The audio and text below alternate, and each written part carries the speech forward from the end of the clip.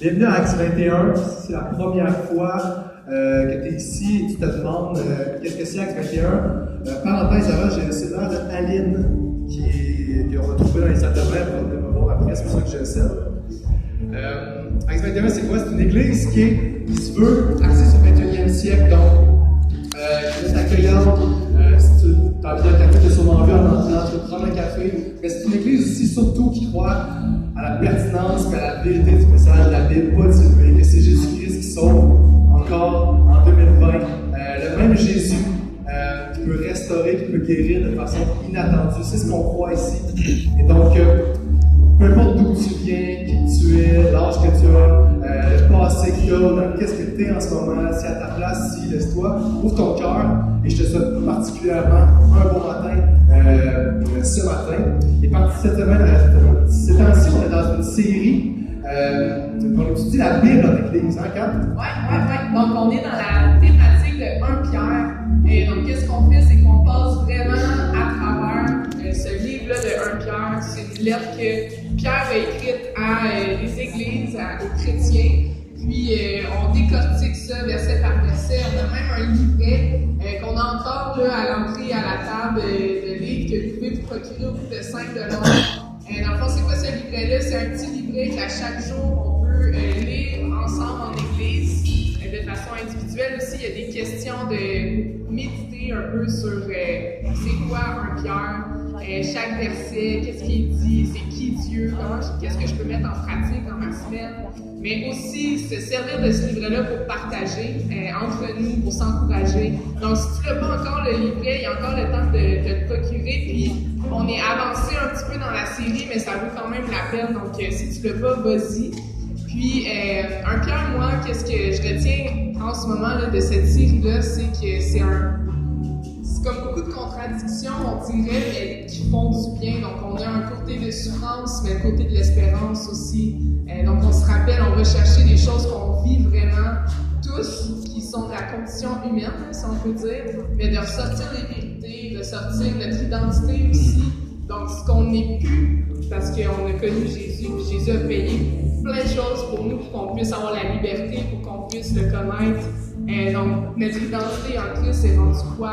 En Jésus. Donc, il y a plein de thématiques comme ça qui semblent contradictoires, mais finalement qui sont super encourageantes. Donc, Philippe va continuer, dans le fond, cette thématique-là encore là, pour même le mois de février. On va être encore dans 1 Pierre.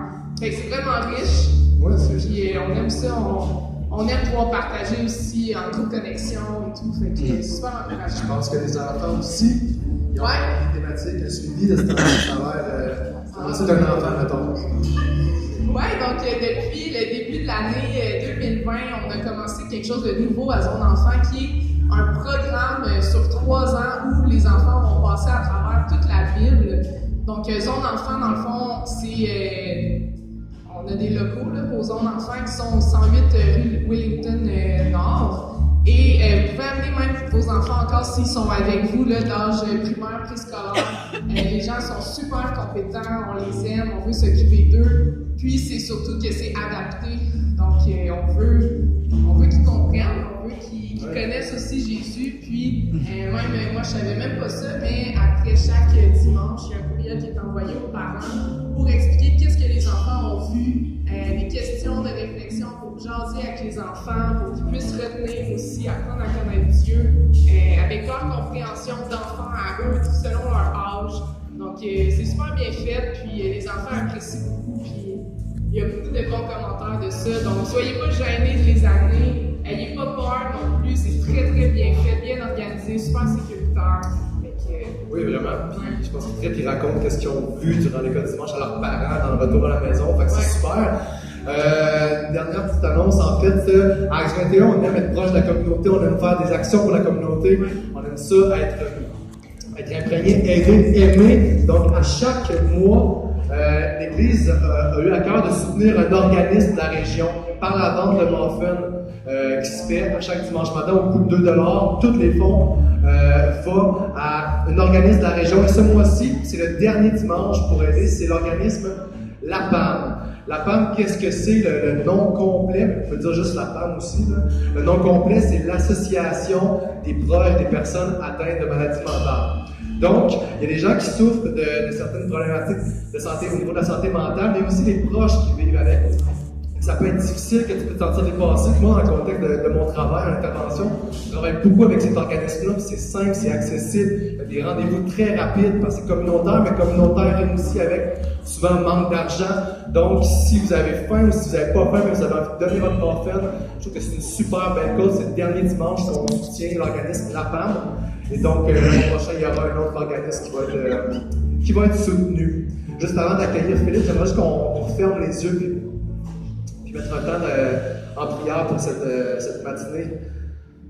Jésus, je te prie de disposer nos cœurs, qu'on pense, Seigneur Jésus, qu'on puisse diminuer notre moi, puis qu'on laisse toute la place, qu'on ait un regard différent. Viens mettre en nous tes sentiments que tu avais quand toi tu étais sur la terre, Père, qu'on puisse aimer, qu'on puisse vouloir élever, Seigneur Jésus, qu'on puisse vouloir faire les choses parce qu'on t'aime. Merci qu'on puisse se rassembler. Je te prie pour les cœurs, je te prie pour les situations de vie, Père.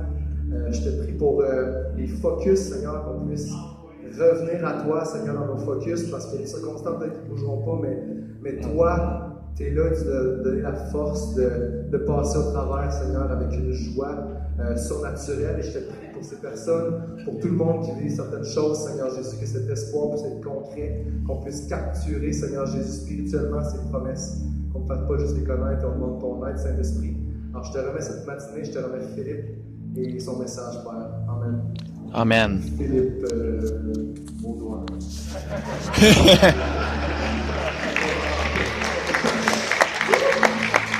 Merci. Comme ça, les boys, je vais prêts, Jasmin et Sébastien, allez avec moi. Je veux commencer avec une petite chose un peu spéciale. Vous en souvenez, il y a quelques semaines, le mois de septembre, vous avez donné quelques nouvelles concernant la situation de Jasmin, Alex, et ce matin, moi, quand j'arrive dans ces sujets-là un peu plus sérieux, je l'écris tout le temps pour pas justement dire des niaiseries. Alors, débutons les boys, venez à chaque côté de moi là, pour m'accompagner là-dedans. Je veux qu'on puisse, puis on veut être transparent. En tant qu'Église, on veut être transparent, on veut pas jouer une game. On veut justement vous mettre au courant de plusieurs éléments les développements des dernières semaines. Alors, si vous me le permettez, je vais faire la lecture de mes notes concernant ce sujet-là, puis par la suite, on va prier pour cette situation-là. Déjà plusieurs semaines, on vous a donné des nouvelles concernant Jasmin et Alex et leur situation de couple. Comprenez bien aujourd'hui que nous voulons respecter leur vie privée, mais aussi, par respect pour l'Église, communiquer les informations importantes les concernant, étant donné le rôle de Jasmin dans l'équipe pastorale et son appel au sein de l'Église. Les pasteurs et conseils des anciens de l'Église souhaitaient vous informer de la suite des événements les concernant. Tel que nous avions communiqué, Jasmin Pierre et Alexandra sont séparés depuis le mois d'avril dernier. La situation ne s'est pas améliorée pour une reconstruction éventuelle. Alexandra a pris le choix au mois d'avril dernier de se séparer de Jasmin. Malgré l'attente, les tentatives et le désir de Jasmin, de son côté, elle ne souhaite pas restaurer et rebâtir son couple et elle a envoyé les documents pour le divorce cette semaine. Bien malgré nous avons malheureusement peu de contact avec elle. Nous demandons de continuer d'intercéder pour elle, pour son cœur, pour sa marche, en obéissance et son attachement à Dieu dans cette période de sa vie. L'année a été remplie de hauts et de bas, de bons moments et des moments très difficiles. Nous constatons après ces derniers mois que malgré cette lourde épreuve, Jasmin a persévéré dans la foi et qu'à travers celle-ci, de belles prises de conscience ont permis un impact en profondeur en lui au niveau des manquements au sein de son couple et aussi dans différentes sphères de sa vie. Dieu seul sait comment utiliser les pires épreuves pour nous enseigner et nous conduire à des prises de conscience en profondeur pour notre bien lorsqu'on décide de rester attaché à lui. Et c'est ce qu'on perçoit dans la vie de Jasmin. Toutefois, Jasmin est conscient qu'il y a eu des bonnes et mauvaises réactions dans cette épreuve, qu'il n'y a pas toujours pris les bonnes décisions. Il est clair que la perfection n'est pas le seuil minimal attendu pour n'importe quel pasteur, et nous sommes conscients que les épreuves nous apportent parfois de mauvaises réflexions. Malgré celle-ci, Jasmin a su être transparent et demeurer enseignant tout au long de l'année, tout en s'entourant. Et ceci lui permet de ne pas se disqualifier au ministère et de poursuivre son appel au sein de l'Église et de l'équipe pastorale. Il y a quelques mois, au mois de septembre, nous avions demandé à Jasmin de se retirer de certaines tâches pastorales au sein de l'Église, ce qu'il a accepté volontiers. Étant donné cette situation difficile, nous avions le désir que son focus soit sur son couple et sur un espoir de réparation. Sans abdiquer à un miracle possible, nous sommes réalistes sur la direction et la tangente que la situation semble prendre pour l'instant, et la demande de divorce maintenant officielle nous force à constater la suite peu encourageante. Nous croyons donc que les prochains mois seront des moments d'instabilité, possiblement, et de questionnement pour Jasmin. Et après avoir regardé la situation sous plusieurs angles et prié sur le sujet, l'équipe pastorale élargie des anciens sont convaincus de son appel et que malgré cette épreuve, il réintègre le processus de reconnaissance pour devenir pasteur à Aix-21. Notre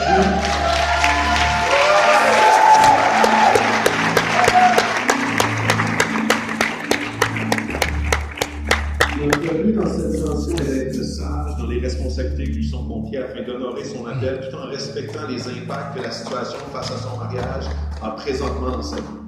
Le Conseil de l'Église souhaite soutenir la croissance de Jasmin vers une qualification éventuelle comme pasteur. En ce qui concerne ses tâches pastorales, il reprendra tranquillement certaines de celles-ci, dont la prédication, mais à une fréquence restreinte pour l'instant en évaluant la situation continuellement. Comme vous pouvez l'imaginer, c'est avec une grande tristesse que nous vous informons de ces derniers développements. Dieu a instauré le mariage, et il est lui-même un Dieu qui s'engage envers nous et qui reste fidèle dans ses engagements. Acte 21 honore l'institution du mariage et en tant qu'Église, nous souhaitons accompagner les couples en difficulté vers la restauration de leur mariage. Bien que nous voyions l'ennemi à l'œuvre pour détruire les couples continuellement, nous sommes encore plus convaincus de la puissance en Jésus pour le pardon, la guérison et la réconciliation.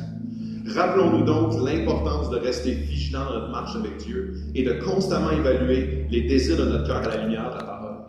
J'aimerais finir avec 2 passages qui sont des appuis, qui sont des passages d'encouragement.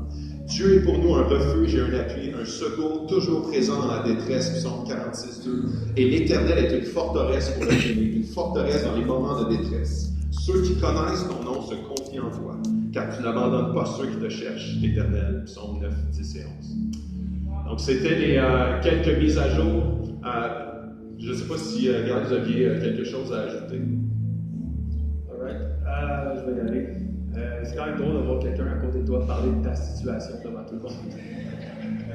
C'est quand même pas chose commune, mais je suis vraiment touché par votre support. Je suis vraiment touché. C'est quelque chose qui m'a tellement aidé au milieu de cette souffrance-là, au milieu de toutes ces.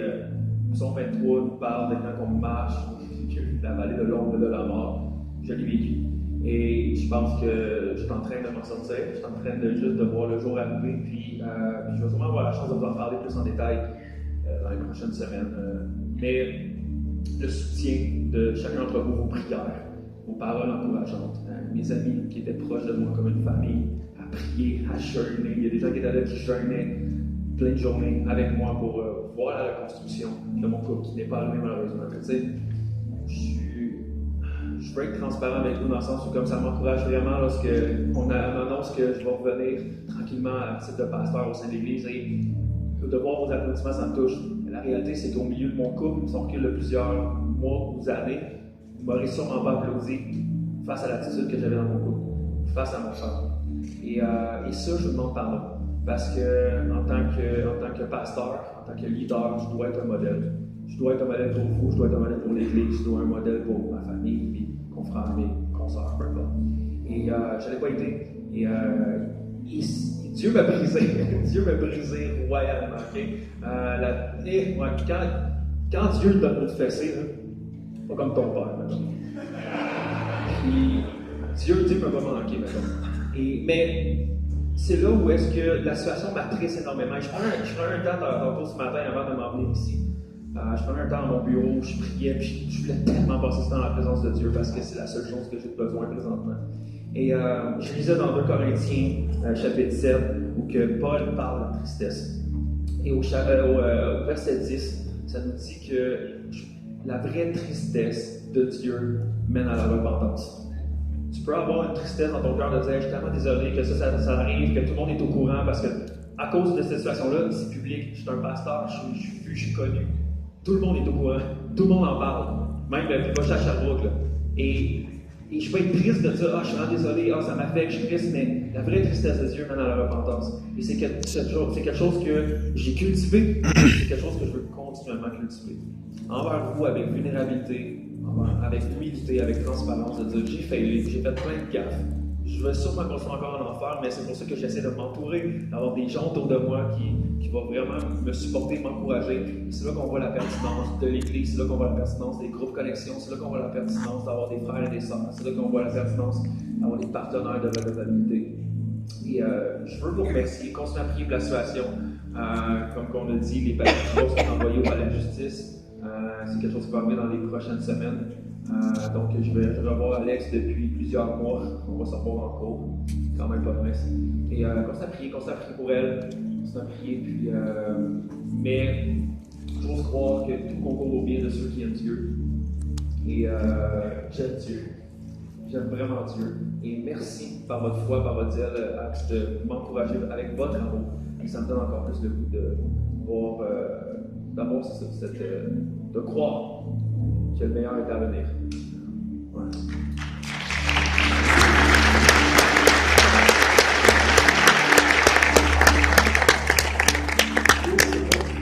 Deux choses qui font la différence dans cette situation. La première, c'est son attachement à Dieu. Puis ça, là-dessus, Jasmin est un modèle pour chacun d'entre nous. Dans l'épreuve, de pas les possibilités de décompenser de différentes façons sont nombreuses. D'aller chercher notre refuge dans plein de choses qui sont malsaines, d'autres qui sont saines, mais qui ne doivent pas prendre ce rôle-là de refuge. Sont nombreuses dans des situations comme celle-là. Mais Jasmin reste accroché à Dieu. Puis ça, je vous encourage à prendre ça comme modèle.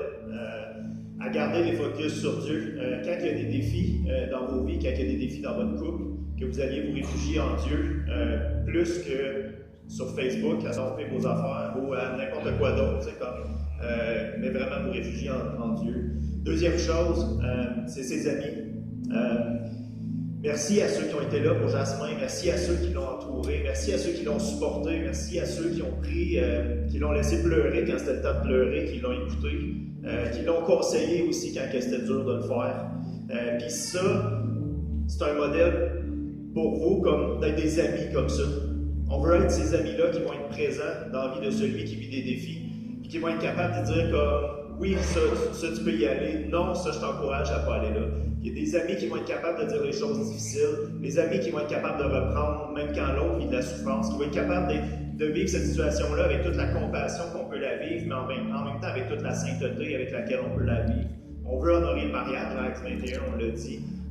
Puis dans cette situation-là, c'est une des choses que Dieu renforce dans l'Église, où on veut traiter le mariage avec l'honneur que Dieu veut qu'on le traite à la même hauteur. Et je dis ça, puis peut-être que ça vous fait peur, parce que peut-être que dans votre couple, vous êtes dans une situation où c'est souffrant, où ce que vous souffrez, où ce que ça fait mal. De dire qu'on veut honorer le mariage ne veut pas dire qu'on va tolérer une souffrance pendant tout le reste de notre vie. La souffrance, puis la douleur, puis la peine pointent souvent un péché, soit dans ta vie ou soit dans la vie de ton conjoint. Et c'est un prétexte pour adresser ces péchés-là puis adresser ces situations-là. Fait que ce que je suis en train de vous dire, c'est pas de souffrir un mariage médiocre pendant toute votre vie. Ce que je suis en train de dire, c'est entourez-vous des personnes qui vont vous accompagner dans votre mariage pour vous amener à la repentance, pour vous amener à la liberté. La tristesse, comme disait Jasmin en citant 2 Corinthiens, la tristesse devrait nous amener à la repentance. C'est ça qu'on veut que ça produise dans notre vie, dans la vie de nos conjoints. Fait que je vous encourage à chercher de l'aide, à chercher refuge en Dieu, à demander conseil auprès des personnes que vous savez qui vont vous conseiller selon le cœur de Dieu et non pas juste pour vous libérer ou pour vous flatter dans le sens du poil. C'est tout un enseignement pour nous, Acte 21. C'est toute une situation qui nous amène à grandir tous et chacun. Puis je vous encourage à grandir en sainteté, à grandir en sanctification dans chacune de vos vies, puis à combattre le bon combat, celui de la foi, puis continuer à avancer dans cette direction-là. J'aimerais qu'on puisse prier pour Jasmin en terminant, et après on va laisser Philippe. Oui, Père, on veut te remercier pour Jasmin. On veut te remercier d'avoir préservé son cœur parce qu'on sait que dans des situations comme celle-là, qui sont lourdes en émotions, qui sont lourdes à toutes sortes de niveaux, tu as su préserver son cœur, tu as su le garder, tu as su le porter quand lui il voyait plus d'espoir, quand lui a peut-être voulu se décourager, toi tu étais là pour lui, tu étais là pour le porter. Puisses-tu continuer à porter Jasmin, puisses-tu continuer à le qualifier, continuer à travailler dans sa vie, puis continuer à nous travailler à travers sa vie, à continuer à être ce modèle pour chacun d'entre nous. Et on veut te prier de prendre soin aussi d'Alex, on veut te prier en assemblée, de veiller sur elle, de veiller sur son cœur. On te demande rien de moins qu'un miracle, et de faire ce que tu as à faire. Prends soin de Jasmin, prends soin de ton Église, prends soin de chacun des couples qui souffrent ici. Que tu puisses leur amener l'espérance que juste toi peux amener, parce que humainement, des fois, on a tendance à perdre espoir, mais on sait que l'espoir est en toi. Alors, puisses-tu amener cet espoir-là dans les couples qui souffrent. Au nom de ton Fils, on prie ces choses. Amen. Amen.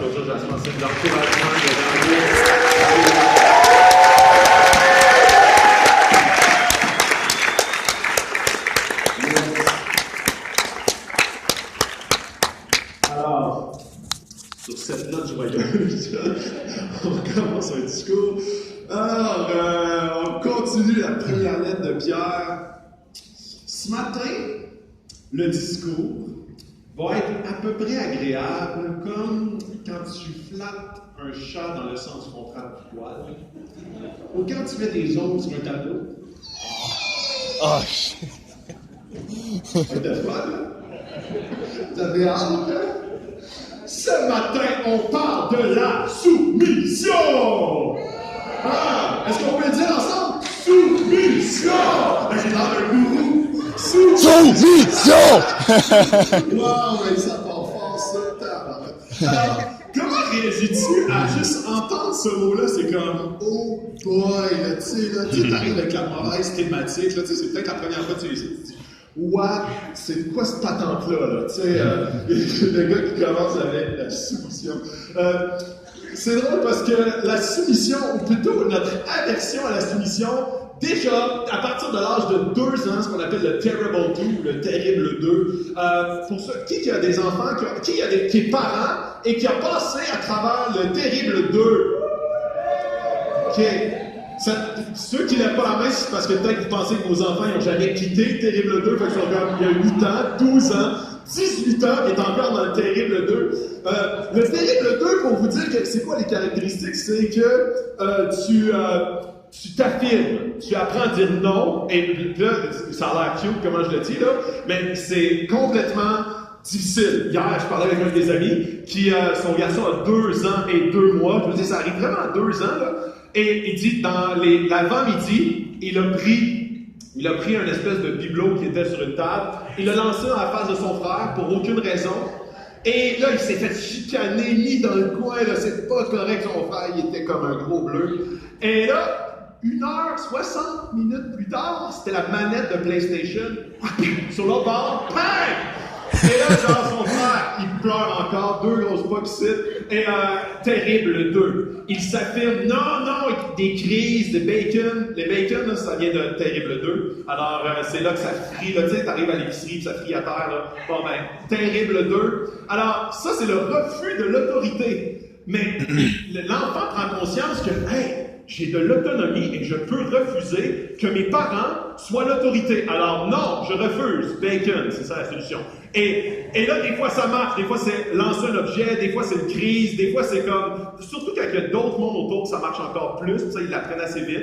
Alors, ça c'est le Terrible 2, mais c'est drôle de voir comment est-ce que très rapidement, dans toutes les cultures du monde, tous les êtres humains, le Terrible 2, c'est universel. Je lisais un article qui vient du Japon. Terrible 2 apparaît partout. En Afrique, même affaire. En France, en Europe. Le Terrible 2 dans toutes les langues du monde, dans toutes les cultures du monde.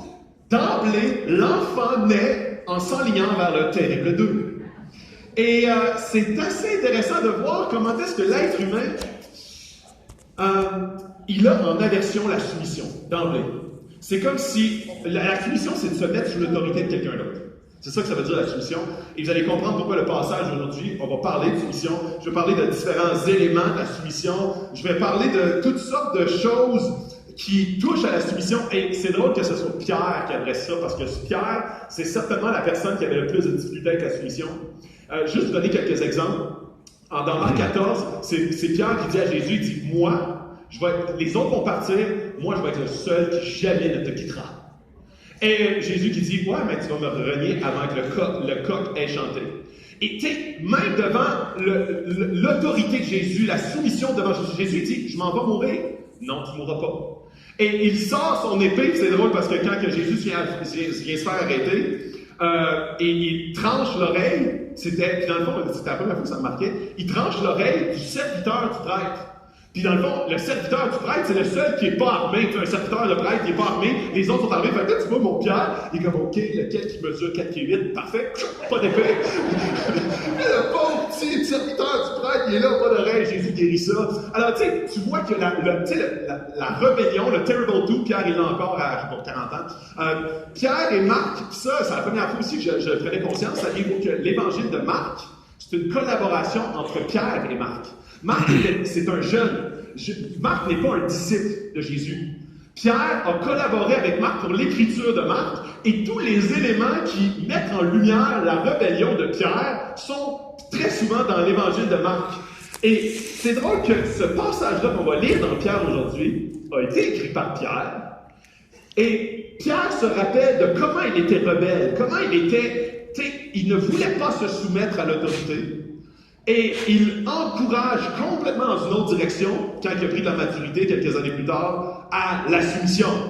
La soumission, pourquoi se soumettre dans la société?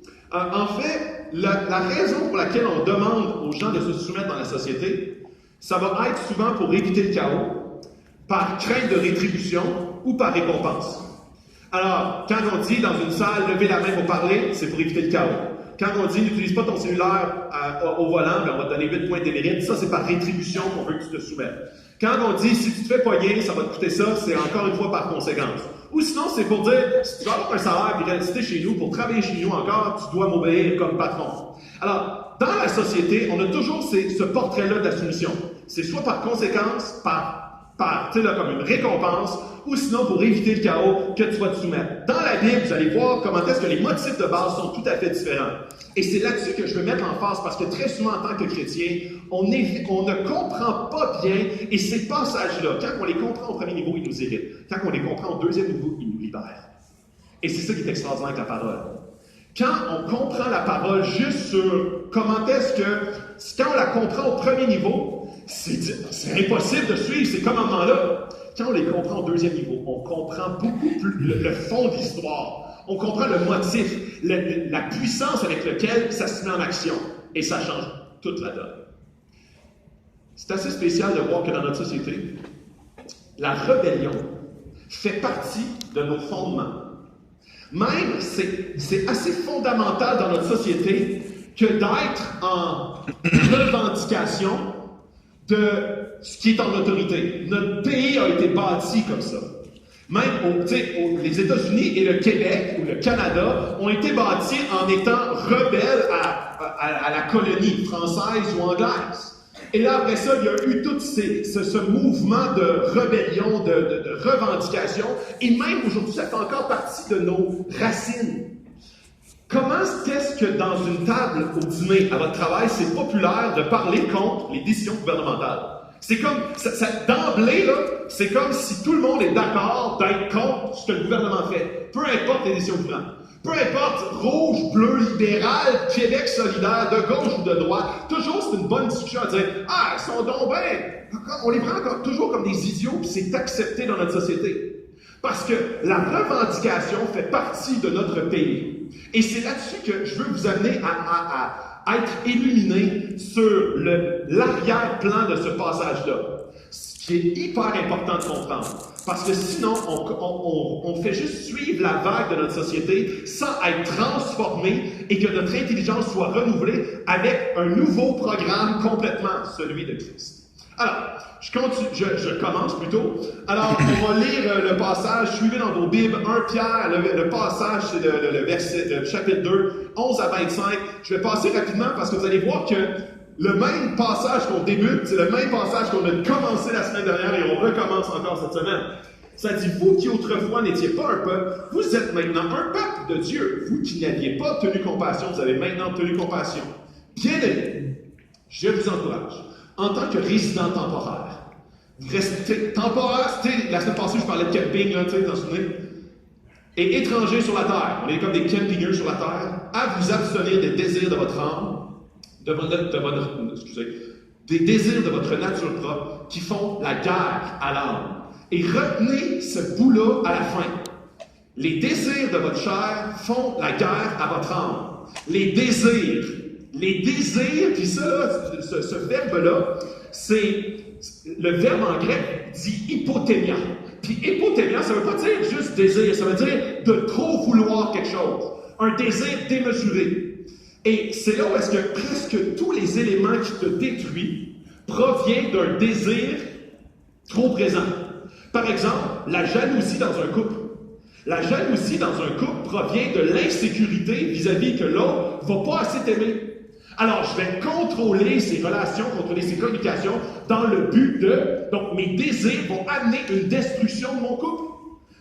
L'alcoolisme, c'est la même chose. Souvent, il y a comme un désir, une tristesse, une blessure, il y a quelque chose qui a plein de différentes ramifications vis-à-vis de l'alcoolisme. C'est pas juste, je ne veux pas le simplifier à outrance, mais très souvent, c'est basé sur quelque chose qu'on a poursuivi, puis l'alcoolisme, c'est souvent un médicament pour oublier, un médicament pour amoindrir les souffrances. Mais les souffrances, très souvent, ont été instaurées par différents patterns, des différents éléments. Une recherche de gloire qui a mal tourné. Une recherche de promotion quand je parle du travail, supposons. Puis ça a été un échec au travail, souvent ça devient difficile. Un échec dans ton couple, ça a été difficile. Il y a un désir d'oubli vis-à-vis de l'alcoolisme. Qui font la guerre à ton âme. Ça te détruit. La majorité des désirs qui sont des hypothémias, des désirs trop grands, finissent que par détruire ton intérieur. Détruire ta quête de sens, littéralement. Quelqu'un qui poursuit ces désirs-là et qui arrive au bout. Il y a un livre super intéressant qui s'appelle Les idoles du cœur, que j'aime beaucoup d'un auteur qui s'appelle Tim Keller, qui est à la table de livre si jamais vous voulez avoir un bon livre en début d'année, qui parle justement comment est-ce que toutes ces idoles, les éléments qu'on poursuit, ces désirs qui sont hypothémiants, finissent que par faire la guerre à notre âme, qui finissent que par nous détruire. Il commence en disant, si vous oubliez que vous êtes ici des campineux temporaires, vous allez oublier également que vos désirs primaires, naturels, quand ils sont mis au devant vis-à-vis des désirs de foi, des désirs spirituels, vont amener une guerre à ton âme qui va finir que par te détruire. Alors, ça serait impossible ce matin de comprendre la soumission et l'obéissance sans comprendre l'aspect de ton âme. Qu'est-ce qui comprend l'âme? Qu'est-ce qui fait la guerre à mon âme? Qu'est-ce qui m'empêche de me soumettre à? Alors, je commence, j'ai 3 points ce matin. Je vais aller assez rapidement, étant donné qu'il ne me reste plus beaucoup de temps. Un chrétien en société. Le premier passage, c'est dans le verset 13, et ça commence comme ci. Pour l'amour de Dieu, souvent on dit, tu sais, c'est une expression, hein? Pour l'amour du ciel, pour l'amour de Dieu. Et c'est drôle, ça vient de là. Le passage commence par amour pour Dieu. Ce qui suit, c'est par amour pour Dieu. Si tu n'aimes pas Dieu, oublie ça, là. Comme, si tu comprends la Bible à la lumière d'un ensemble de règlements, mais que tu n'as pas d'amour pour Dieu, je te le dis, c'est un coup d'épée dans l'eau. Ça ne sert absolument à rien. Souvent, les chrétiens sont comme, hey, vis une vie morale. Tu devrais faire ça, tu ne devrais pas faire ça. Mais si tu ne comprends pas, premièrement, que ton papa, c'est Dieu, que tu es racheté par le sang de Jésus, que tu as une relation avec lui qui t'aide à grandir, oublie ça. Ça va t'écraser par la honte puis ton échec. Parce que littéralement, il n'y a aucun être humain qui peut, de par lui-même, réussir à atteindre les standards de Dieu. Alors, il commence en disant, OK, premier élément, par amour pour Dieu, à cause de Dieu, à cause de lui, sinon ça ne marche pas. Soumettez-vous, hein, c'est le mot qu'on aime beaucoup ce matin, à toutes les institutions établies parmi les hommes, soit au roi parce qu'il est au-dessus de tout, soit au gouverneur parce qu'ils sont envoyés par lui pour punir ceux qui font le mal et approuver ceux qui font le bien. En effet, c'est la volonté de Dieu qu'en pratiquant le bien, vous réduisiez au silence l'ignorance des hommes dépourvus de bon sens. Et là, je veux le remettre en perspective. Ici il est écrit, soyez soumis au roi parce qu'il est au-dessus de tout, au gouverneur.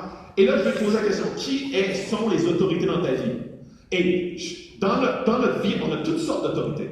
On a le gouvernement, le maire, la police, on a le Revenu Québec, patron, parents, professeurs, enseignants, etc., etc.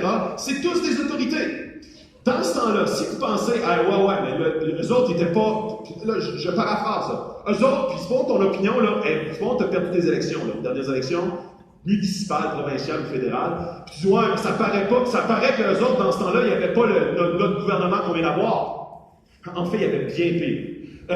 À ce temps-là, c'était Claudius qui était au pouvoir. Et selon un historien du temps, que j'oublie le nom, qui s'appelait Sotinius, okay, on va l'oublier assez vite, mais Sotinius disait, il est littéralement un idiot. Claudius. Il prenait des décisions seulement par lobby, par intérêt personnel. Et attention, quelques années par la suite, quand Pierre a écrit ça, c'était dans le chevauchement de Claudius et de Néron. Néron, c'est celui qui a fait le plus souffrir les chrétiens à travers l'histoire de l'humanité, okay, tout juste. Et Claudius, c'était lui qui était, selon les historiens, complètement débridé de sens. Alors, il commence en disant, OK, c'est pas par performance ou compétence ou parce qu'ils sont réellement intelligents ou renouvelés d'esprit que tu dois te soumettre. Tu dois te soumettre indépendamment des valeurs. Et là, vous allez me dire, ouais, mais comme, supposons, là, quand il y a eu l'extermination des Juifs, quand il y a eu la ségrégation raciale aux États-Unis, quand Martin Luther King faisait de la désobéissance civile, ou quand Glory Ten Boom cachait des Juifs dans son closet ou dans son garde-robe pour pas que les Juifs pour pas que les Allemands les pognent. Ça, c'est de la désobéissance, tout à fait. Mais est-ce qu'il y a quelqu'un qui est dans la salle qui cache des gens qui sont proches d'être exterminés dans son garde-robe? Je ne pense pas. Très souvent, on prend un exemple. Et dans la Bible, il y en a plusieurs. Quand on prend Daniel, dans le livre de Daniel, où est-ce qu'il a décidé, l'empereur a dit, vous allez seulement me prier moi, l'empereur. Daniel a dit, non, t'es juste un homme, je vais prier Dieu. Et Daniel a continué à prier, parce que ça allait contre ses valeurs fondamentales. Il obéissait à tous les autres commandements du roi. Mais celui-là, il a dit non, je prie seul mon Dieu. Et pour ça, il est allé dans la fosse au lion, l'histoire classique.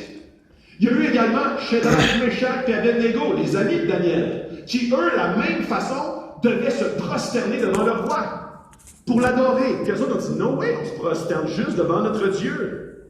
Ils ont passé au feu, mais ils n'ont pas brûlé dans le fournaise. Donc, il y a plusieurs éléments, histoire dans la Bible, où est-ce qu'on voit de la désobéissance lorsqu'il y a une désobéissance qui est demandée par nos autorités. Par contre, que tu les trouves compétents, intelligents, qu'ils soient justement en ligne avec tes valeurs ou non, tu te dois de te soumettre à. Parce que tu ne te soumets pas parce qu'ils sont, puis là je vais faire très attention, tu ne te soumets pas à eux parce qu'ils sont compétents. Tu te soumets à eux parce que Dieu te demande de le faire. Et le manque de soumission à nos autorités est avant tout une histoire de manque de soumission à Dieu. Ça n'a pas rapport avec. Puis très souvent on dit ouais, mais. Non, je vais en parler plus tard parce que ça s'en vient plus tard. Fait que, et c'est là où est-ce que. Je continue. Okay. Conduisez-vous comme des personnes libres. Mais votre liberté ne doit pas devenir comme une couverture pour cacher des actes mauvais. Conduisez-vous plutôt comme des serviteurs de Dieu. Et là, il dit, vous êtes libres. Il n'y a personne qui peut dire, moi là, il n'y a pas d'empereur qui peut dire, tu te prosterneras devant moi. Tu peux pas, parce que ton seul Dieu, c'est Dieu. Tu es libre, tu es complètement libre. Mais cette liberté-là ne doit pas camoufler une désobéissance, ne doit pas camoufler un manque de soumission, ne doit pas camoufler un mépris envers quelqu'un qui n'a pas les mêmes valeurs que toi. Très souvent, envers notre patron, envers la police, envers toutes les institutions mises en autorité, on va avoir tendance à dire « Ouais, mais ils n'ont pas les mêmes valeurs, donc je me rebelle. » C'est correct que je n'obéisse pas, puis on le fait d'une façon assez subtile, on ne le fait pas de façon comme nécessairement de front, mais très souvent, on manque de soumission vis-à-vis des valeurs qui sont très différentes. Et à cause des valeurs qu'on pourrait qualifier comme caractère, ou leur attitude, ou compétence, on ne se soumettra pas sous, étant donné qu'ils ne le méritent pas. Mais Dieu, ce qu'il nous demande, il dit, non, je te le demande pas parce qu'ils le méritent, je te le demande pas parce qu'ils sont compétents, je te le demande même pas parce qu'ils ont des bonnes valeurs, je te le demande parce que tu es une lumière dans ce monde de ténèbres. Et tu vas amener, conduisez-vous plutôt comme des serviteurs de Dieu. Et là, il continue en disant, ayez du respect pour tout le monde, aimez vos frères et vos sœurs chrétiens, craignez Dieu, respectez le roi. Regardez comment est-ce que ça, c'est comme une gifle, particulièrement au roi, indirect, vous allez comprendre pourquoi. Ayez du respect pour tout le monde. Pour tout le monde, tous les êtres humains. Même, là, je parlais assez loin là-dedans. Ayez du respect pour tout le monde. Même les êtres humains qui ne méritent pas de respect selon ton opinion.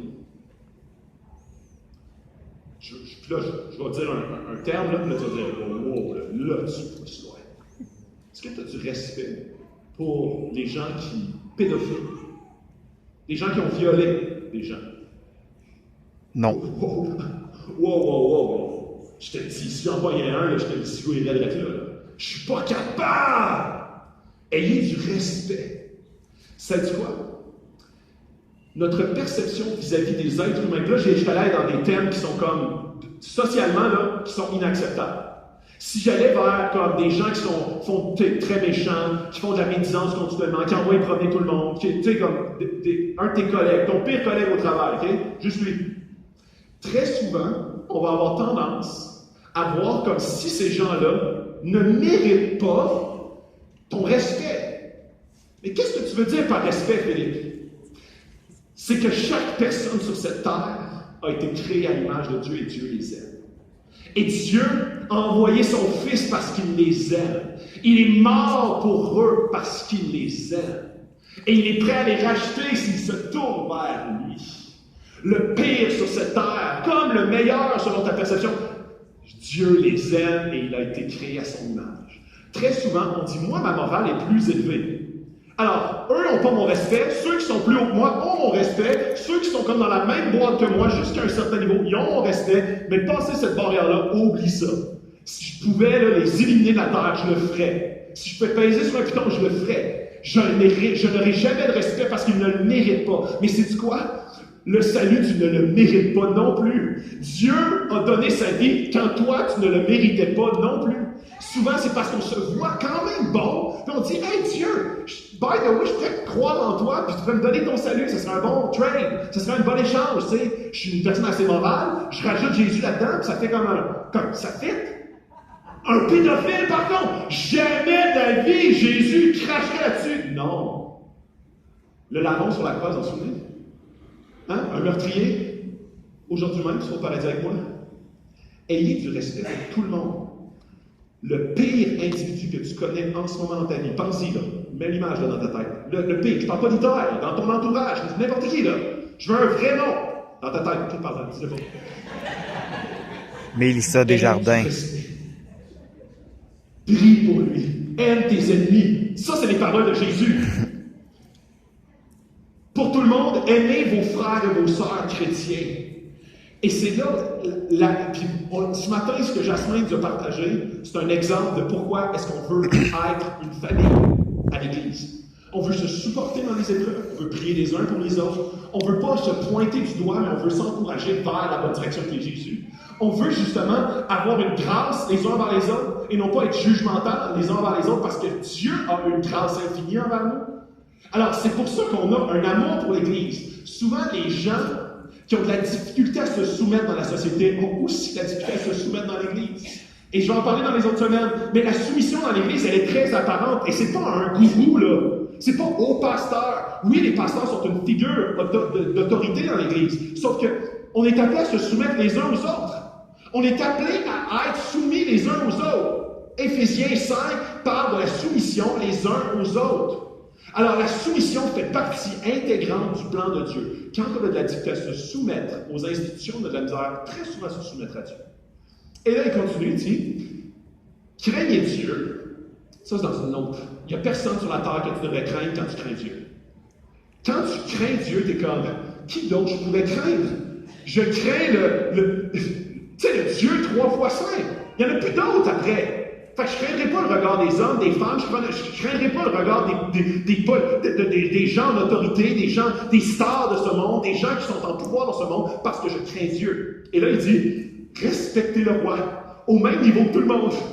C'est pas un Dieu, le roi. C'est pas quelqu'un que tu es appelé à te prosterner, mais tu dois le respecter, peu importe ses allégeances politiques, peu importe ses choix. Peu importe les éléments qu'il décide, il est créé à l'image de Dieu et Dieu veut le racheter. N'importe qui, même la pire personne sur cette terre en ce moment même. Je continue. Un chrétien au travail. Alors, la deuxième partie du passage s'adresse directement à notre travail. Vous, les serviteurs, il faut comprendre, quand on parle des serviteurs, on ne parle pas des esclaves comme on l'a vu dans les années 1900. On parle les serviteurs dans ce temps-là étaient il y avait beaucoup de parallèles avec un employé d'aujourd'hui. Serviteurs, obéissez à vos patrons avec respect, obéissez non seulement aux patrons qui sont bons et aimables, mais aussi à ceux qui sont difficiles. Difficiles. Vous supportez peut-être des souffrances que vous ne méritez pas. Et cela parce que vous voulez rester fidèle à Dieu. Eh bien, c'est une belle chose. En effet, si vous avez fait le mal, quel mérite avez-vous à supporter des coups? Mais si vous souffrez avec patience, quand vous avez fait le bien, c'est une belle chose devant Dieu. On a un état de droit, naturellement. Sans le savoir, on est encore des terribles deux, mais on a appris à mieux gérer ça socialement. Mais c'est encore très là. Et là, je vais aller assez précisément. Même parmi les chrétiens, il y a une forte tendance à critiquer notre employeur, critiquer notre patron. Et ça, là, quand je vous dis on est dans un état de droit, c'est qu'on rentre dans une job et on est comme, OK, le but, c'est d'être confrontationnel envers ceux qui sont en haut pour avoir plus de mon côté. C'est ça la vie. Alors, je vais essayer de tirer plus sa couverte, et plus fort je vais tirer, et plus que je vais embarquer dans des rapports de force qui vont m'avantager, et plus que je vais gagner dans cette terre. Mais l'affaire, c'est que t'es en camping! T'es en camping!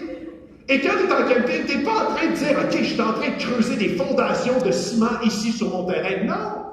Tu restes tes racines parce que tu sais que t'en as pas loin à faire. Puis Ton pays, ton vrai pays n'est pas ici. Ta construction, ta vraie maison n'est pas ici. Alors, tu n'es pas en train de dire, OK, je vais construire mon royaume ici sur cette terre. Alors, mon emploi, mon employeur, mon pays, mon gouvernement vont me servir pour cette quête. Alors, on devient des outils de non-soumission. Et là, on embarque dans ces gamiques-là. Et là, j'ai pas le temps d'aller assez en profondeur pour aller voir les principes bibliques. Mais je voulais en sortir quand même quelques-uns pour que vous ressortiez avec quelque chose d'assez pratique. Et je trouvais ça, puis je suis allé un peu partout dans la Bible, et je trouvais ça super intéressant. Ça, c'est le genre de message que j'aime au bout. Quand on est capable de voir à quoi ça ressemble un employé rempli des fruits de l'esprit. Un employé chrétien.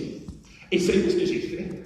Je suis allé faire un répertoire où les top, j'ai pris un top 8. Le top 8, c'est quoi un bon employé? Puis c'est pas selon des sites chrétiens, là. Un top 8 des sites de RH, de ressources humaines, d'embauche, d'employés, c'est quoi qu'on veut comme employé? Et là, après ça, je vais vous le montrer, d'accord? Alors, un employé, et ça, j'étais tellement surpris, un bon employé doit être enseignable. Et sais-tu quoi? Pour être enseignable, tu dois être humble. Être humble. Puis là, je veux vous amener dans le Proverbe 12.1. Je n'allais pas au tableau, mais vous allez l'écouter, d'accord? Les gens qui aiment les avertissements aiment apprendre. Mais ceux qui détestent les reproches sont stupides. Et c'est drôle parce que Salomon, il pense justement à un employé qui n'est pas enseignable. D'emblée, là, il est en opposition. Il est en réaction. Il est en terrible deux bien camouflé. Deuxième élément, il doit être un bon joueur d'équipe. Et puis en parenthèse, j'ai mis, il est capable d'écoute et d'introspection. Un bon joueur d'équipe, c'est quelqu'un qui est capable d'être à l'aise relationnellement. Il est capable d'être à l'écoute de ce que les autres lui disent. Et j'ai un verset pour vous. Dans Philippiens 2.3. Ayez assez d'humilité pour estimer les autres supérieurs à vous-même. Si tu ne fais pas ça, ça va être impossible d'être un bon joueur d'équipe parce que tu vas vouloir tirer ton épingle du jeu de ton équipe. Tu vas vouloir utiliser tes partenaires pour pouvoir gagner dans ton équipe. Tu vas pouvoir remettre les standards à tes standards plutôt que les standards de l'équipe. Tu joues pour toi dans une équipe que vous êtes plusieurs. Ensuite, le troisième, intéressant, la maîtrise de soi. La maîtrise de soi qui est un fruit de l'esprit direct. Là. Et c'est dans Galates 5.22. Et le fruit de l'esprit, c'est la maîtrise de soi. Et j'étais surpris de voir ça. Pourquoi ça? Ça tombait dans des sites de ressources humaines. Parce que les gens qui ont de la maîtrise sont capables de ne pas rentrer en conflit et de démarrer le corps de tour. Ils sont capables de ne pas être des soupes au lait. Ils sont capables d'être tempérés lorsqu'il y a des crises. Ils sont capables de retenir la colère qui monte. Maîtrise de soi. Le prochain, travaillant. Je vous le dis, il n'y a rien qui brise plus mon cœur quand j'entends un employeur qui me dit « Ah ouais, il va à ton église? » Un des pires employés que j'ai vu. Paresseux. Rentrait pas à job. Pas fiable. Il rentrait toujours une demi-heure plus tard. Il collait malade cette année. Il n'y a rien qui brise plus le cœur. Parce que tes actions parlent plus fort que tes mots. Hey, je crois en Jésus, mais rentre à job. Parce que sinon, dis-le pas que tu crois en Jésus. Parce que Jésus dit, OK, Colossiens 3.17, et quoi que vous fassiez en parole ou en œuvre, faites tout au nom du Seigneur Jésus en rendant par lui des actions de grâce à Dieu. Ton boss, ton vrai boss, j'ai déjà parlé du travail, mais ton vrai boss, c'est Jésus. C'est pas ton boss. Alors quand ton boss te dit de faire quelque chose, c'est Jésus ton boss. Je continue. Redevable et fiable. Ça va de soi, mais j'étais surpris encore de voir ça. Dans Philippiens 2.4, ne cherchez pas votre intérêt à vous, mais cherchez l'intérêt des autres. La fiabilité, qu'est-ce qui rentrait là-dedans? La ponctualité. Quand on n'est pas ponctuel, on ne respecte pas les autres. On trouve que notre temps est plus précieux que celui des autres. Alors moi, je peux me pointer plus tard parce que mon temps est plus précieux que votre temps. Alors, quand on dit fiable, redevable, ça veut dire, OK, mes amis, les gens que je travaille avec, mon patron, mes collègues sont plus importants que moi. Parce que la Bible me le dit. Parce que la Bible me dit d'orienter. Je dois être un leader serviteur. Et non pas un leader qui dit, moi, je veux que le monde se prosterne devant moi. Je veux que moi me prosterner devant les autres. Quand je dis prosterner, je ne veux pas dire adorer, je veux dire être au service des autres. Comme Jésus a été au service quand il est venu. Ensuite, ouverture. Ouverture. Je trouvais ça intéressant également. C'est les gens qui vont être humbles, ceux qui sont ouverts. Dans 1 Pierre 3.8, qu'on va voir la semaine prochaine. Enfin, soyez tous animés des mêmes pensées, des mêmes sentiments, pleins d'amour fraternel, de compassion et d'unité. Pour être ouvert, il faut que tu sois ouvert, il faut que tu sois rempli d'humilité pour être ouvert aux critiques. Être ouvert à ce que les gens ont à te dire sur ce que tu pourrais améliorer. Ensuite, intègre et motivé. On s'entend, l'intégrité, ça fait partie de, ça va de soi. L'intégrité des hommes droits les dirige, mais les détours des perfides causent leur ruine. Voyez comment est-ce que le chrétien est appelé à être soumis. Mais qu'est-ce que ça veut dire la soumission? C'est d'être un employé qui rayonne. Et non pas un employé qui veut juste siphonner pour construire son royaume ailleurs. Le royaume, il est dans le futur. Dieu nous a dit, cherchez d'abord le royaume de Dieu. Et tout le reste vous sera donné après.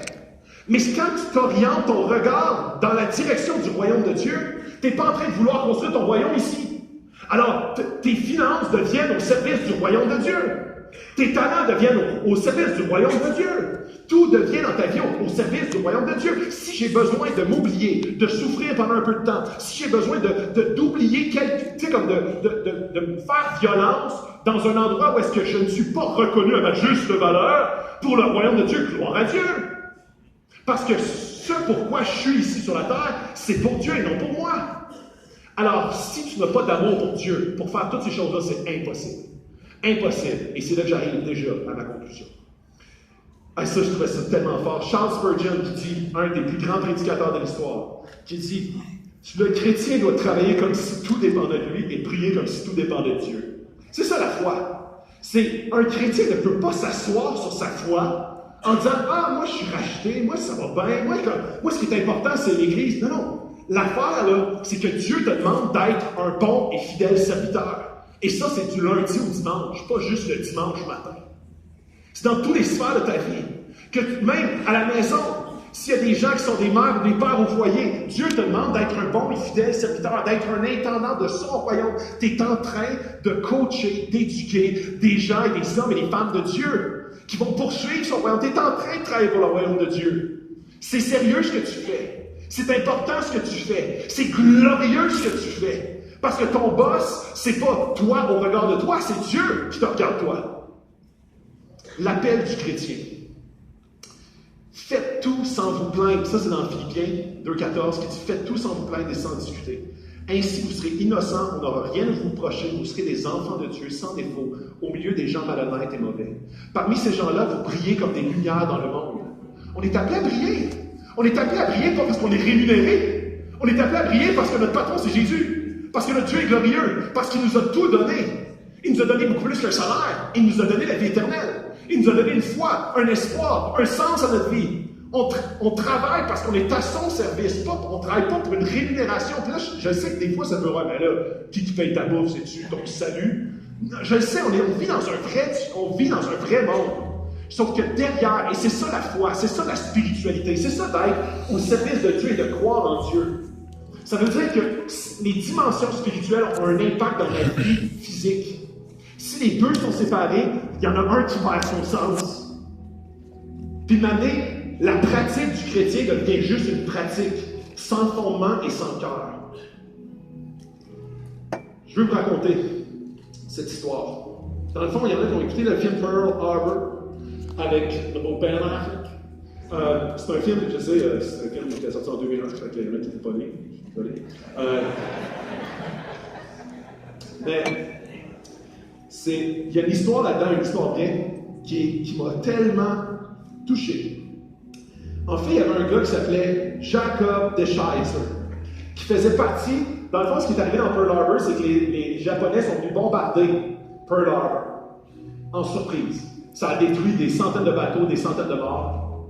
Alors, les Américains ont fait l'opération Doolittle, qui était de mettre des bombardiers ensemble, quinzaine de bombardiers, pour aller bombarder le Japon directement. Il fallait que les bombardiers soient légers pour décoller d'un porte-avions, ce qui n'avait jamais été fait. Alors, l'opération Doolittle s'est mise en branle en 3 semaines. Et M. DeShazer était un de ces pilotes d'un des bombardiers. Et ils se sont fait dire, il se peut fort que vous ne reviendrez pas de cette aventure.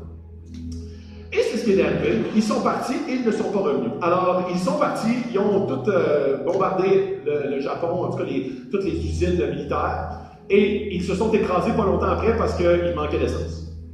Et ils se sont fait capturer une journée plus tard par les Japonais. Monsieur Doolittle, pas Doolittle, mais Monsieur DeShizer, il s'est fait attraper avec plusieurs de ses compatriotes, fait mettre dans un camp de concentration. Et pendant 34 semaines, il a été mis en isolation, tout seul, sous-nourri, battu sévèrement. Plusieurs de ses compatriotes ont été fusillés sur le coup. Et il a été mis en captivité pendant 40 semaines. Pendant 40 semaines pour par la suite être libéré. Pourquoi est-ce que je vous raconte cette histoire-là? Je veux vous raconter ce qui s'est passé dans sa captivité. Pendant sa captivité, DeShizer a persuadé l'un de ses gardes de lui prêter une copie d'une portion de la Bible. Il l'a persuadé en étant amical, respectueux, malgré qu'il était son bourreau, tout au long de sa captivité. Bien qu'il n'ait eu en sa possession ce bout de Bible que pendant 3 semaines, il a vu ces messages comme la raison de sa survie et a décidé de devenir un fervent chrétien. Sa conversion comprenait l'apprentissage de quelques mots de japonais et le traitement de ses ravisseurs avec respect, ce qui a amené les gardes à réagir de la même manière envers lui et à lui laisser la vie sauve. Après sa libération, DeShizer entra au Seattle Pacific College, un collège chrétien associé à la dénomination méthodiste libre, et commença à étudier pour devenir missionnaire, pour finalement revenir au Japon avec sa femme Florence en 1948. DeShizer, le Doolittle Raider, on l'appelait, qui a bombardé Nagoya, a rencontré le capitaine Michio Fuchida, qui a dirigé l'attaque de Pearl Harbor, devenant des amis proches. Fuchida est devenu chrétien en 1950 après avoir lu un tract écrit sur DeShizer intitulé « Prisonnier du Japon ». Il a passé le reste de sa vie comme missionnaire en Asie et aux États-Unis. À l'occasion, DeShizer et Fuchida ont prêché ensemble en tant que missionnaires chrétiens au Japon. En 1959, DeShizer a déménagé à Nagoya pour établir une église chrétienne dans la ville qu'il avait bombardée quelques années auparavant. Fuchida est allé aux États-Unis en tant que missionnaire. Et là, j'étais comme, hey, s'il y a quelqu'un que tu ne veux pas respecter, c'est ton bourreau. S'il y a quelqu'un que tu veux envoyer promener, là, en tout cas, sans qu'il le sache parce qu'il va te battre, mais au moins dans tes pensées, c'est ton bourreau. Penses-tu que c'est un bon patron, ça? Non. Est-ce que tu penses que lui, dans la perception de DeShizer, il mérite mon respect? Il est assez compétent, intelligent, il a toutes les mêmes valeurs que moi? Certainement pas. On est appelé à être des lumières. On est appelé à être des lumières dans un monde de ténèbres. Ça l'a attiré, ça l'a créé un comportement, ça l'a créé une roue, un cercle vertueux de réconciliation. Pendant 35 ans, DeShizer a été missionnaire au Japon, a eu à cœur la nation qu'il a voulu détruire. Il n'était pas chrétien quand il était allé là-bas. Quand Dieu a touché son cœur, il a dit « Ok, c'est plus les mêmes affaires qui m'animent. Je suis plus dirigé par la même force qu'au départ. Avant, c'est d'équilibrer. Il faut que je rétribue ceux qui nous ont blessés. Il faut que je gagne ma game. Il faut que je puisse établir mon royaume ici. Eux autres sont venus nous attaquer, on va les attaquer et on va être quitte. La guerre amène la guerre, la haine amène la haine. L'absence d'amour amène l'absence d'amour. Mais quand tu découvres l'amour de Dieu, la grâce de Dieu, tu es comme en train de dire « Wow, il faut que ces gens-là connaissent ça. » Les gens qui ont voulu nous détruire, mais il faut qu'ils connaissent Dieu, il faut qu'ils connaissent Jésus. Ça change complètement ma relation avec eux, mes discussions, mon travail avec eux, ça change complètement. Je suis prêt maintenant à bâtir, à investir ma vie dans une nation qui a voulu nous détruire. Ça, c'est pas un travail spirituel, c'est certainement pas un travail humain.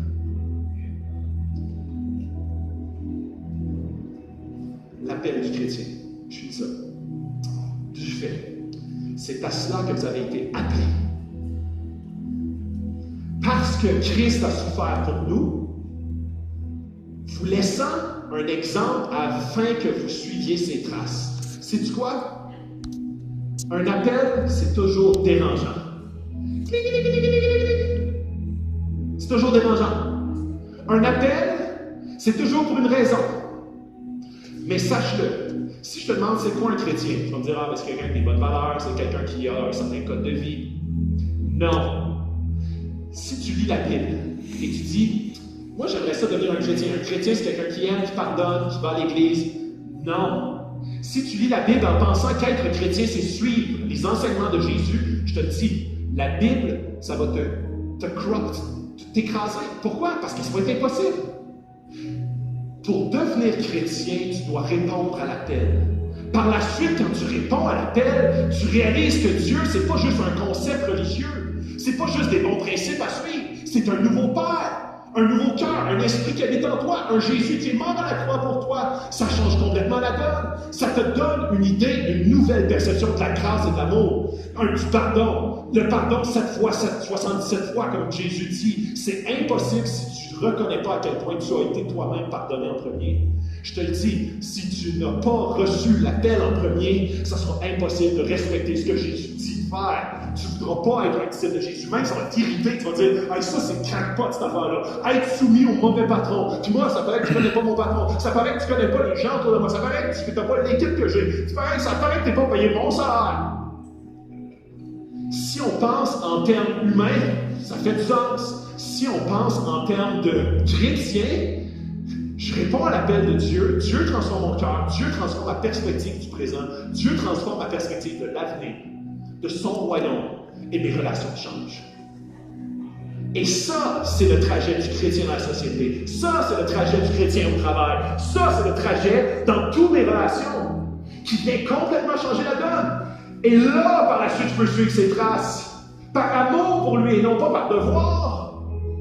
Mais l'appel vient en premier. Et après, je suis ses traces. Lui qui n'a pas commis de péché, et dans la bouche duquel on n'a pas trouvé de tromperie. Lui qui a insulté ne rendait pas l'insulte, maltraité ne faisait pas de menace, mais s'en remettait à celui qui juge justement. Est-ce que Dieu est ton sauveur? Est-ce que Dieu est ton Père? Et il termine ceci. Lui qui lui-même a porté tes péchés dans son corps à la croix, afin que, libérés du péché, nous vivions pour la justice. C'est par ces blessures que vous êtes guéris, mais pas guéris juste de tes blessures, guéris de ton droit de revendication, de sortir ta pancarte et de dire « Moi, je mérite plus, moi, je veux plus, moi, je veux plus un gros royaume, moi, je veux un plus gros terrain de camping, parce que je le mérite. » Non! Dieu a tout payé et tu as tout en lui. Tu es libre complètement. Tu es libre d'aimer, tu es libre de pardonner, tu es libre d'avoir du respect pour ceux qui, avant, ne méritaient pas ton respect. Maintenant, ils le méritent parce que Dieu les a créés à son image et les aime. Et là, il finit, vous étiez en effet comme des brebis égarées, mais maintenant vous êtes retournés vers le berger, qui est quoi? La boucle qui boucle, le protecteur de ton âme. Tantôt, tes désirs, tu te laisses aller, ça détruit ton âme. Et tu finis la boucle en disant, si je vais à Jésus, si je réponds à son appel, il veut protéger ton âme. Il veut protéger ton âme. En conclusion, la soumission a toujours rapport avec la gloire de Dieu. Toujours. L'obéissance, deuxième point. L'obéissance terrestre a un grand lien avec l'obéissance céleste. Si tu n'es pas soumis sur terre, c'est parce que tu as un problème de soumission dans le ciel. Notre manque de soumission est toujours en lien avec le manque de soumission à Dieu et la poursuite ou la foi dans un motif personnel. L'accomplissement, le prestige, la reconnaissance, les valeurs, l'identité. Nos actions, troisième point, nos actions parlent plus fort que nos paroles. Et dernier point, puis ça vaut bien la boucle avec ce qu'on a entendu par rapport à Jasmin. Notre réaction dans la souffrance parle plus fort que nos actions quand tout va bien. Ça, c'est ce que je veux vous garder en tête. Par rapport au message d'aujourd'hui, on est appelé à être des chrétiens qui sont une lumière, un reflet, qui répondent à l'appel de Dieu, qui font les choses pas par nos propres forces, mais par sa force à lui. Si tu n'es pas convaincu de ce que je dis ce matin, demande à l'Esprit qui te convainc, parce que ça ne sera pas à force de paroles que tu vas avoir de la puissance dans tes agissements. C'est parce que l'Esprit va te convaincre à quel point Jésus t'a aimé, à quel point tu ne le méritais pas et il t'a tout donné. À partir de ce moment-là, ta vie comme de chasseur va être transformée pour transformer d'autres, comme Fujisa, pour devenir des lumières, peu importe la nation, peu importe les gens. Si avant tu ne les respectais pas, Dieu t'appelle à les respecter, à être soumis à cette autorité. On va se lever debout, on va chanter, on va répondre à Dieu par la louange. Que Dieu puisse faire un travail dans notre Église, dans nos cœurs, dans nos couples, dans nos familles, dans nos travaux, dans nos travails, nos jobs. Que Dieu se révèle. Dieu, merci pour ta présence parmi nous en ce moment. Merci parce que ta parole est puissante pour enseigner, pour corriger, pour convaincre, pour exhorter. Merci Dieu parce que tu es un Dieu fidèle. Tu es un Dieu qui donne, tu es un Dieu qui aime, tu es un Dieu qui pourvoit.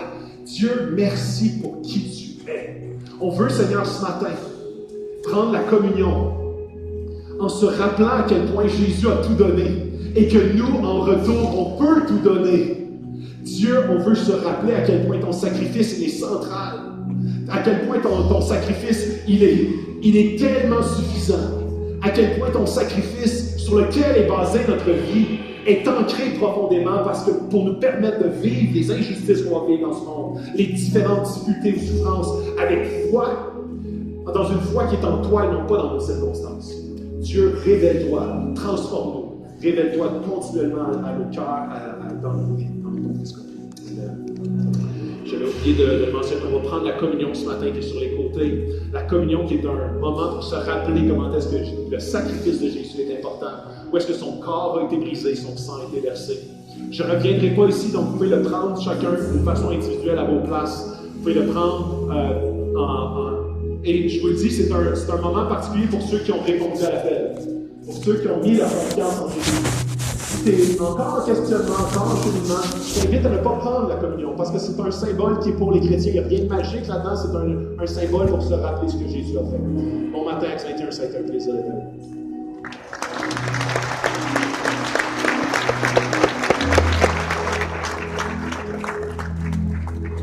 C'est vraiment le temps de répondre à notre Dieu. Puis s'arrêter. Désolé. Comme ça, on va être un avec lui.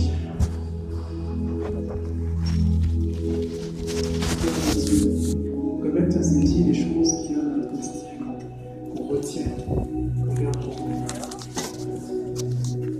Qu'on puisse chanter l'espoir. C'est pas l'espoir infaillible. Oui. Dans le fond, c'est mieux d'attendre d'être baptisé. Hein? C'est mieux d'attendre d'être baptisé. Tu comprends? Ah, faut que j'attende d'être baptisé. Ah. Oui. Cet espoir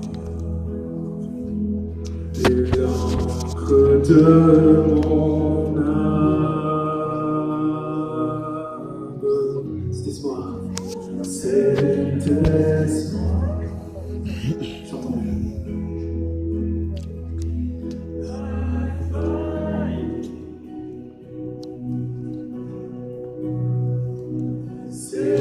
Espoir. L'encre de mon âme. Il existe un sauveur. Ouais. Puissant pour tout changer. Le Fils unique est né du Père, le Roi d'éternité. Cet espoir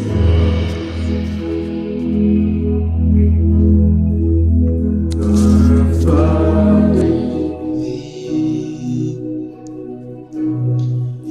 Cet espoir est l'encre de mon âme. quand dans les œuvres sont ma foi est éprouvée. Jésus est ce sauveur constant, il n'est pas ébranlé. Cet espoir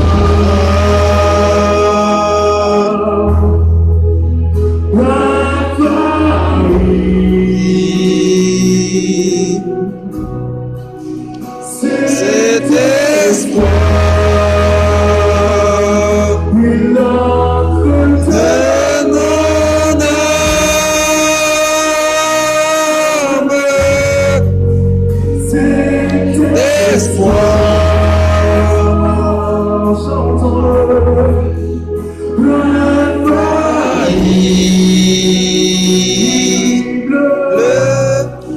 cet espoir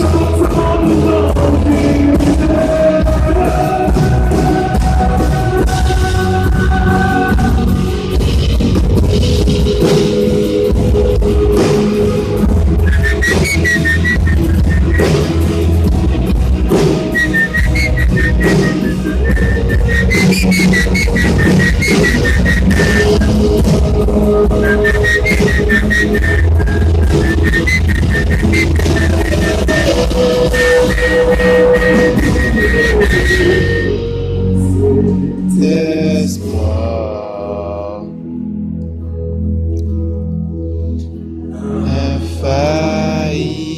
infaillible, cet espoir, l'encre de mon âme,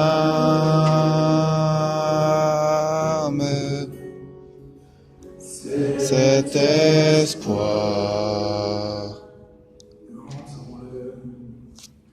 infaillible,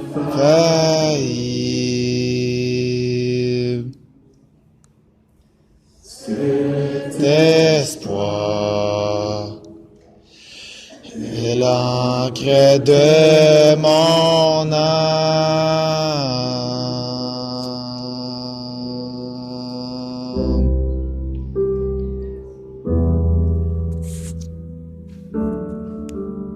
Vous allez devant notre Dieu qui est si grand, qui est si bon, qui est si puissant, qui est si merveilleux, un Dieu extraordinaire.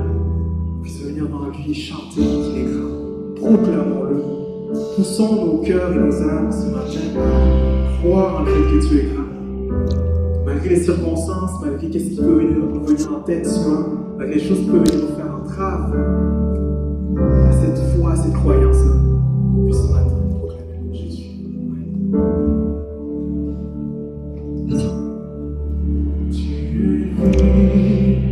Et amour, tu brilles dans les ténèbres, tu restaures ton espoir à tous les cœurs brisés. Dieu, tu es grand.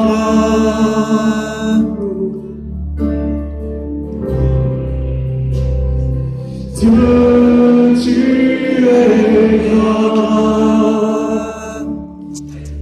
Tu nous donnes la vie. Voici notre louange, nous donne la vie. Voici notre louange pour toi.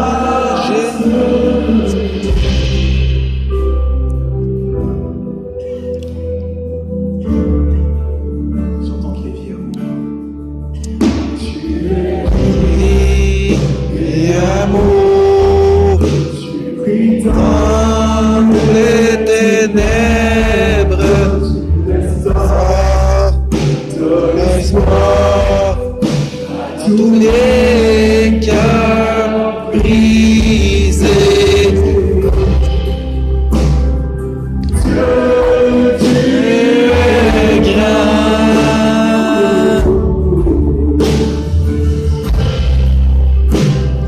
Dieu, tu es grand. Tu nous donnes la vie. Voici notre louange, tu nous donnes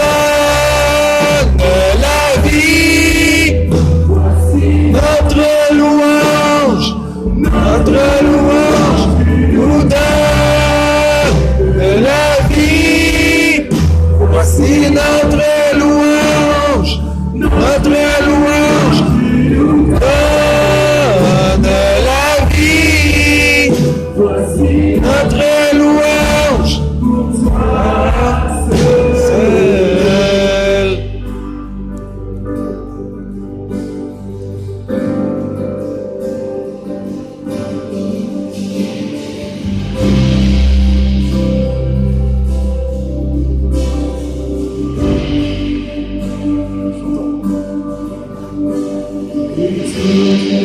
terre nous attendons, nos cœurs s'écrient, nous chanterons.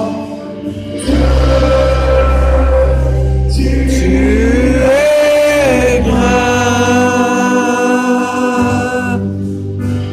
et toute la terre nous attendons, nos cœurs s'écrient, nous chanterons.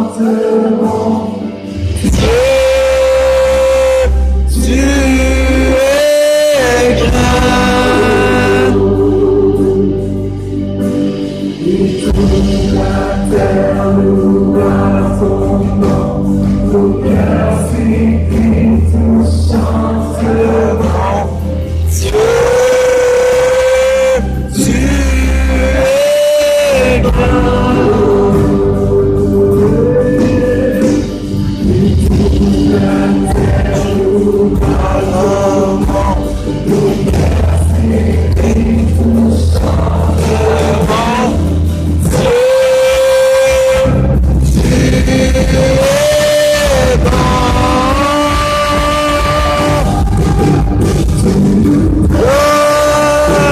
La vie, voici notre louange, tu nous donnes la vie, voici notre louange, tu nous donnes la vie, voici notre louange, tu nous donnes la vie, voici notre louange,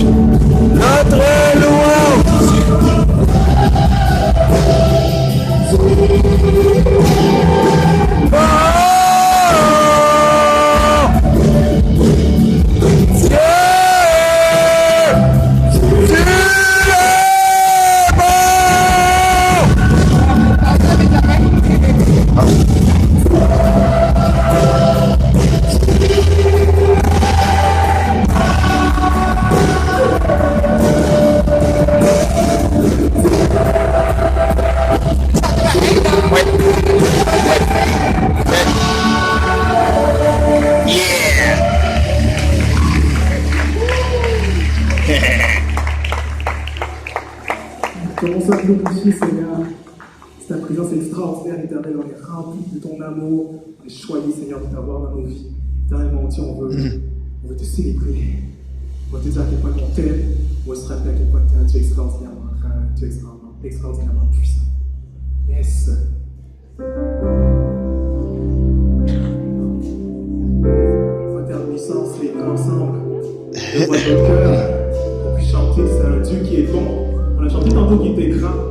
Maintenant, on va lui proclamer que c'est un Dieu qui est bon pour nous, au quotidien, dans toutes les circonstances. On en parle aujourd'hui quand c'est difficile, quand la tempête passe. Ce Dieu est encore présent avec nous chaque jour. Yes.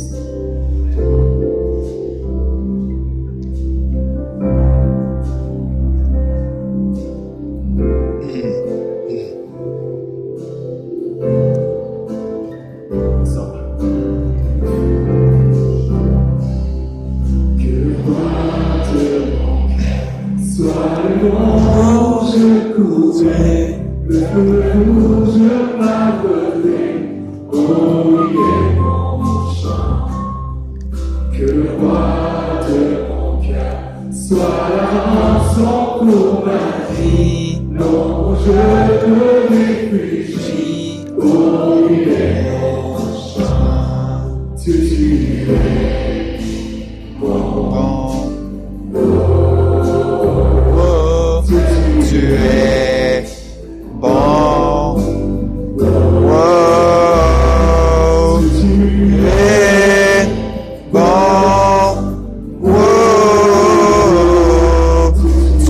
bon, wow.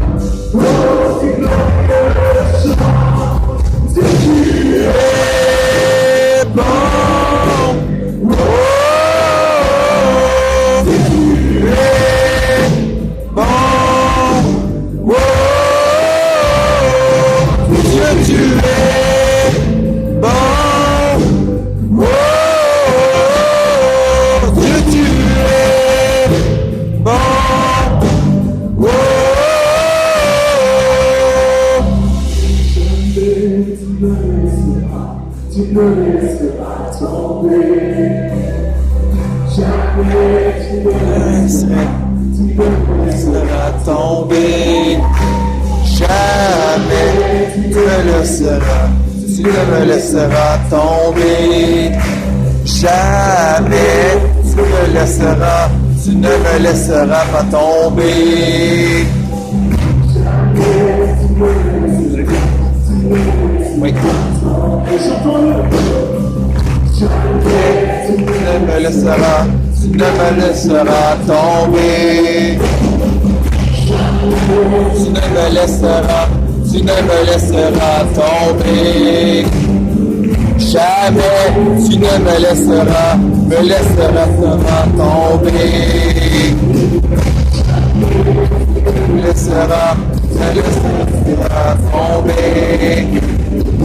Jamais tu ne me laisseras tomber. Tu ne me laisseras tomber.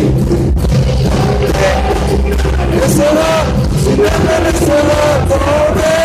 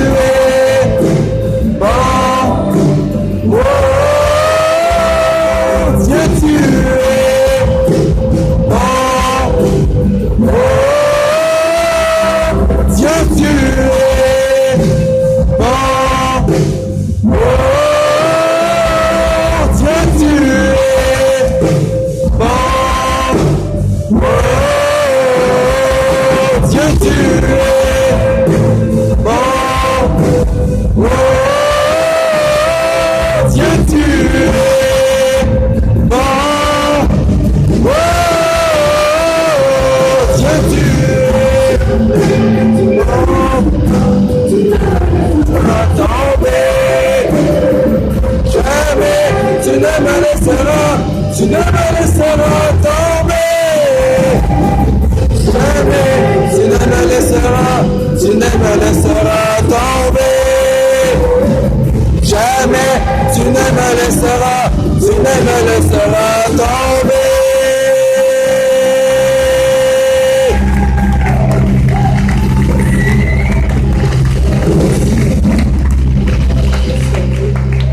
Yeah. Merci à Philippe pour son message. Moi, ça me faisait tellement penser à comme ce que je vis quand je regarde autour de moi comme ça, puis qu'il faut que je fasse tout ce que, mettons, mon élève de Pierre m'a dit de faire, d'aimer telle personne, d'être sourire d'une telle façon. Ça me fait quasiment pogner les nerfs parce que je le vois que je suis pas capable, puis à quel point j'ai besoin, que toutes ces choses-là impossibles se font dans une relation, à la verticale, un peu pas aussi impossiblement humain, ça me tient, impossiblement humain, de se faire, d'aimer quelqu'un qui te méprise, quelqu'un qui te blesse, ça prend. Tu sais, quand on n'a pas d'amour envers cette personne-là, c'est quand même des humains, mais ça se fait de demander ça à Dieu, puis c'est là, dans cette intimité-là, cette humilité-là que je peux voir, moi, personnellement, commencer à aimer des gens que je suis comme juste censé humainement mépriser. Fait que pas faire ça à l'inverse, appliquer puis être proche de Dieu, parce que ça ne t'offrira pas longtemps, puis ça, je trouve ça vraiment, vraiment, vraiment profond. Merci de rappeler ça, que le premier nerf de la guerre pour moi, c'est d'arriver puis d'aimer Dieu, tu sais, de chercher à l'aimer Dieu, puis de chercher à quand ça marche pas, ben tu te dis ça marche pas aujourd'hui, je t'aime pas me sentir, viens changer mon cœur, aide-moi. Puis là après ça, il va y avoir des miracles que comme Dieu seul peut le faire, mais ça peut pas se faire si j'ai pas cette relation-là, puis je choisis pas ce temps-là, puis je vous encourage à ça. Merci Phil pour ce rappel d'aimer en premier les gens, de s'aimer soi-même aussi par son amour. C'est puissant, ça. Merci. Ouais, vraiment. Yes. Je pense que c'est important d'avoir des temps aussi. Tu sais, on vient dimanche matin, on se rassemble, puis on est attentif, on veut écouter ce que Dieu a à nous dire. Il y a d'autres occasions aussi qu'on veut prendre en tant qu'Acte 21, d'initier ça. Puis justement, il y a un événement qui s'en vient pour les jeunes adultes. Donc, je ne sais pas si vous avez remarqué le beau beau chandail d'Alexandre. Ici, il y a des petites lettres. C'est quoi que ça veut dire, des lettres sur ton chandail? Ça veut dire le RDV. Yes. Le RDV, c'est le rendez-vous, c'est un rassemblement de jeunes adultes. Fait que là, c'est ça, jeunes adultes, on ne sait pas les âges. Mais si tu le filmes, vas-y. C'est le 8 février, c'est au théâtre Magog. C'est en soirée, les événements sont sur Facebook, fait que l'heure précise, c'est sur Facebook. Retour à 19h, c'est gratuit, c'est ce qui est le fun. C'est gratuit pour tous les jeunes adultes, c'est les plus grands rassemblements en esprit. Ça a été initié justement par Jasmin. Il y a une équipe qui travaille avec Jasmin pour organiser tout ça. Merci d'ailleurs. Parce qu'il y a des invités qui peuvent voir, c'est sur la page Facebook. Je ne sais pas jusqu'où je peux aller les informations. Fait que de la louange, invité, un rassemblement de jeunes adultes pour c'est un rendez-vous à connecter avec Dieu pour les jeunes adultes de partout au Québec. Ouais, on veut vous encourager vraiment, même si vous avez des amis qui sont à Sherbrooke ou à Montréal, peu importe, partagez cet événement-là. On veut que ça soit une soirée incroyable. C'est toujours tellement pertinent, les RDV. Moi, honnêtement, je me confesse, il y en a un, je suis pas allée. Je m'excuse. Puis honnêtement, je l'ai regretté parce que tout le monde en parlait. J'étais comment, je pouvais juste pas, mais j'aurais vraiment aimé ça être là. Fait que là, je me manque pas. Le 8 février, c'est un samedi, pas celui-là, l'autre. Ça vaut vraiment la peine. Donc, si vous avez environ là, en 18, 30 ans, un petit peu dépassé 30, venez, on va avoir du fun. Ça va être une belle soirée. On veut s'encourager. Puis, c'est ça. J'ai ajouté une petite affaire. C'est quand on était là? Crewneck là, ils vont être en vente le soir même, là-bas, 25$. Mais ça serait drôle qu'on ait toutes la même gilet dimanche lendemain. Fait que c'est ça. Pas besoin de s'appeler, on vous le dit, là. On va le mettre, tout le monde. Oui, mais pour la prochaine annonce, yes, on va inviter Seb, on a un petit quelque chose de très pertinent qui s'en vient, puis on va te laisser l'expliquer. À la course. Merci de dire que c'est pertinent. Le contraire est inquiétant. En fait, ça va très bien avec le message de Philippe parce que des fois, on est capable de modeler dans notre lieu de travail comment un chrétien devrait être, tu sais, comme on progresse, mais des fois, on se trouve maladroit, être capable de communiquer qu'est-ce qui nous anime. Puis des fois, c'est là le défi. On est capable de, à la limite, communiquer qu'est-ce que nous autres nous a touchés, mais des fois, on a l'impression que ça touche pas les gens parce que c'est peut-être pas l'angle qu'eux autres ont besoin pour les toucher, eux autres.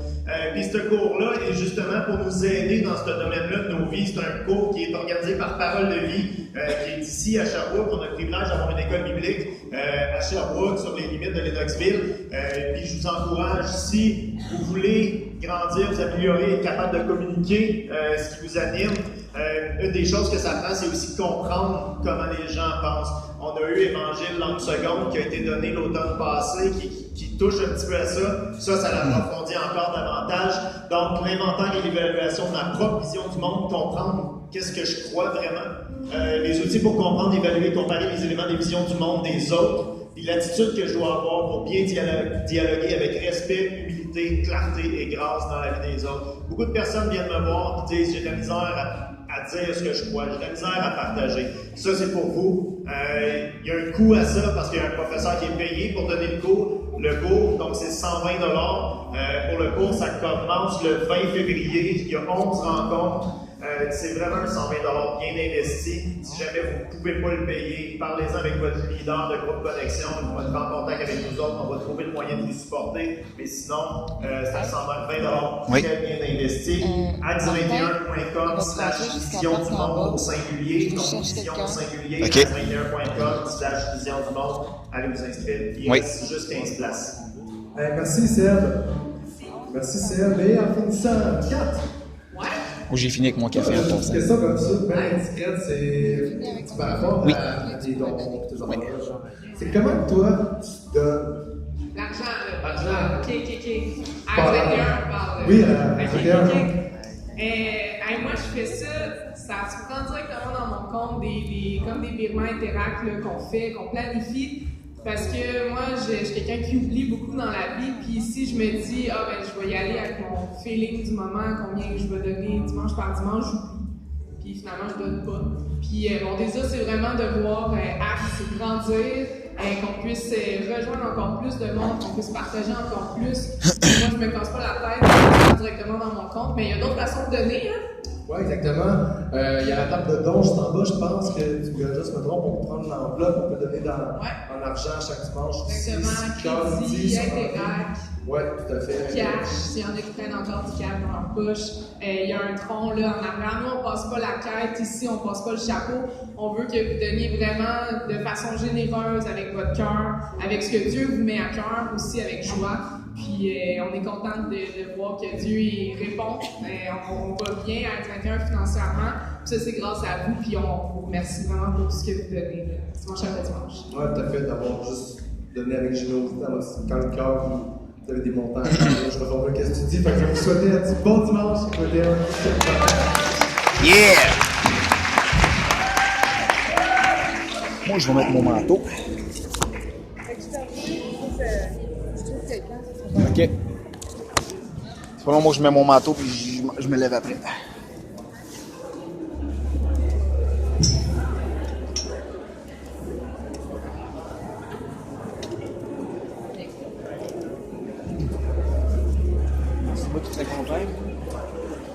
Ouais, jusqu'à la porte dans le fond, parce que dans le fond, c'est comme Sabrina a dit, que ça va essayer de trouver quelqu'un dans le fond. Oui, moi juste déplier ma canne. Oui, juste déplier ma canne. Oui.